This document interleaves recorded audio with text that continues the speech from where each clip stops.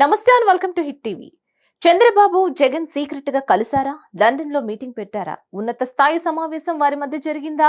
AP political సర్కిల్లో బలమైన ప్రచారం జరుగుతోంది. ముఖ్యంగా సోషల్ మీడియాలో విపరీతంగా వైరల్ అవుతుంది. కానీ ఇందులో వాస్తవం ఎంత ఉందో తెలియడం లేదు. కానీ రాజకీయాల్లో ఏదైనా సాధ్యమే.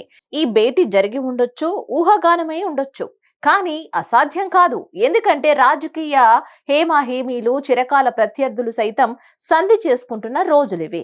అటువంటిది చంద్రబాబు జగన్ మధ్య భేటీ కొట్టి పారేయలేమో అని విశ్లేషకులు సైతం అభిప్రాయపడుతున్నారు. ఇక వాసన లేనిదే ఈ విషయం బయటకు వచ్చే ఛాన్స్ అయితే లేదు. ఏదో జరిగి ఉంటుందని ఎక్కువ మంది అనుమానిస్తున్నారు.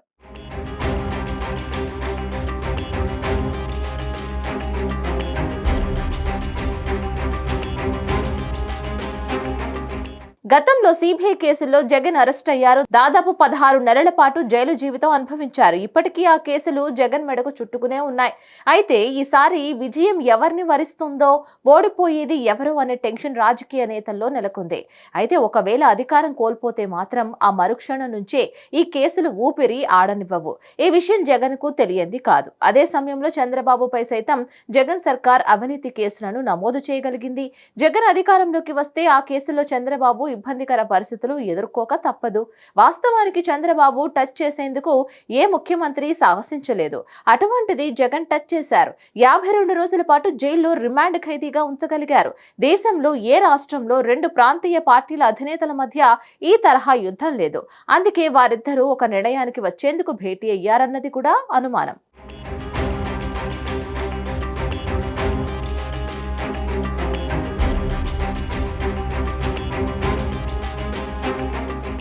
ఏపీలో ముఖ్యంగా ఈ ఇద్దరి నేతల మధ్య పోరాటం పచ్చిగడ్డి వేస్తే భగ్గుమనేలా ఉంటుంది.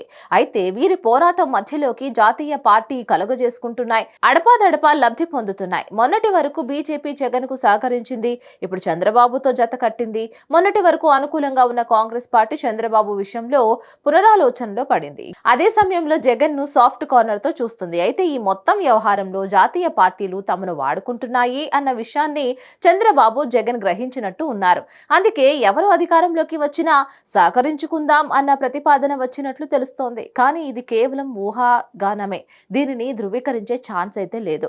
ప్రస్తుతం చంద్రబాబు బ్రిటన్ లోని నగరంలో ఉన్నారు. దీంతో సహజంగానే వారు కలిశారన్న ప్రచారం జోరుగా సాగుతోంది. ఇందులో నిజానిజాలు తెలియాల్సి ఉంది. అయితే రాజకీయాల్లో ఏదైనా సాధ్యం కనుక ఎవరికి తోచిన విధంగా వారు విశ్లేషిస్తున్నారు. ఇది ఎంతవరకు నిజం అనేది వారిద్దరికే తెలియాలి.